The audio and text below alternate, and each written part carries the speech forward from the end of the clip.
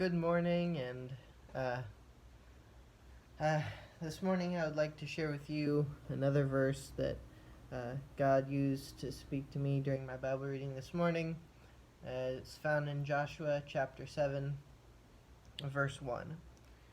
It's a well known story.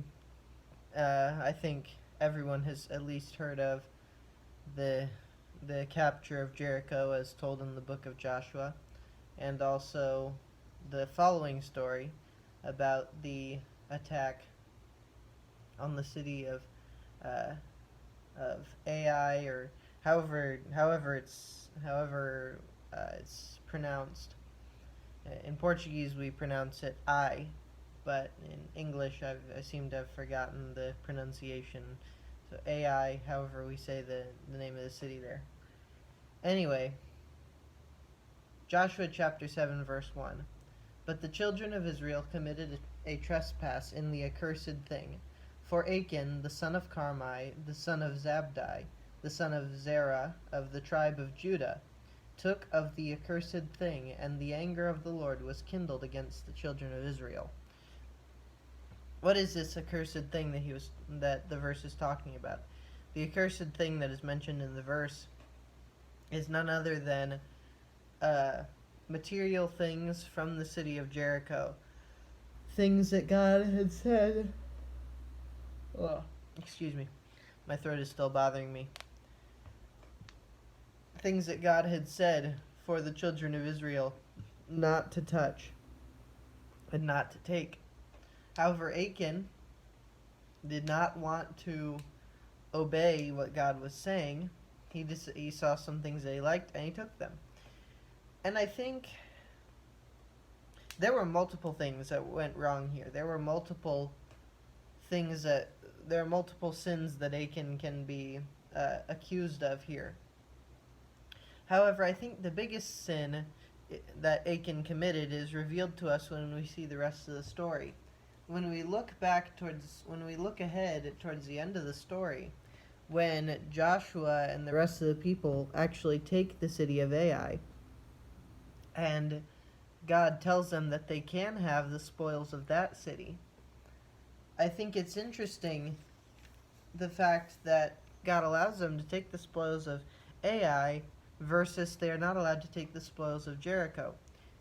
And how Achan, if he had only waited for what God had planned for them, he would have received the spoils of war from Ai, just like everyone else did.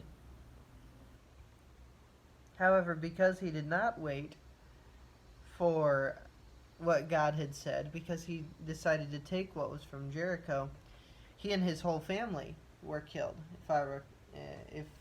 If you read the story, you find out that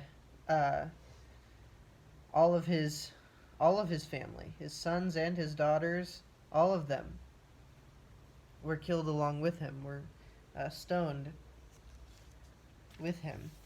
And sometimes I think that's something we fail at a lot. Even we as Christians many times have the trouble of not wanting to wait for God to give us what he has planned.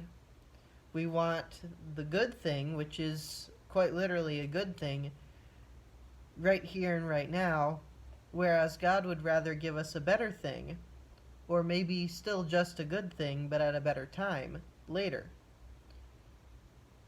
Now, in this case of Achan, he didn't want a good thing. He wanted something very bad, which was to take the spoils of Jericho,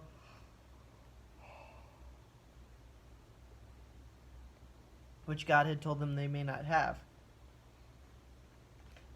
But if Achan had only waited, he would have received the spoils just like everyone else from Ai, or the spoils of Ai, just like everyone else in the children of Israel.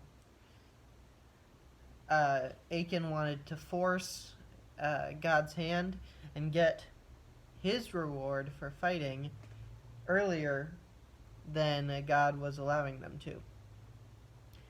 And I myself have even failed at wanting something that God that God, I hope, will allow me to have, wanting something like that earlier than it was allowed. I've tried to force God, not force God, but I've tried to force something to happen, and it didn't work out. It just, it fell apart. And so I know from experience how we cannot force, basically, uh, bring early what God most likely would rather give to us at a better time, a later time. So that's something to keep in mind as a Christian. Wait for God to give you the good things in life that you perhaps want. Perhaps even what you want isn't something that God will give to you. But if indeed it is something that God will give to you, wants you to have, He'll give it to you at the right time. Now, that doesn't mean you just sit around and wait for God to give it to you. You work and follow God and do His will while you wait. But that's sometimes where we misunderstand waiting. We think waiting is just sitting back and putting our feet up, waiting, relaxing. But waiting is actually just continuing to do something else while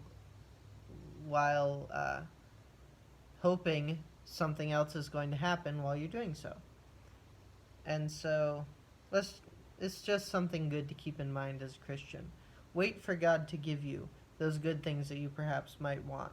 And don't try to force them if God has told you, has indicated to you that it's not the right time.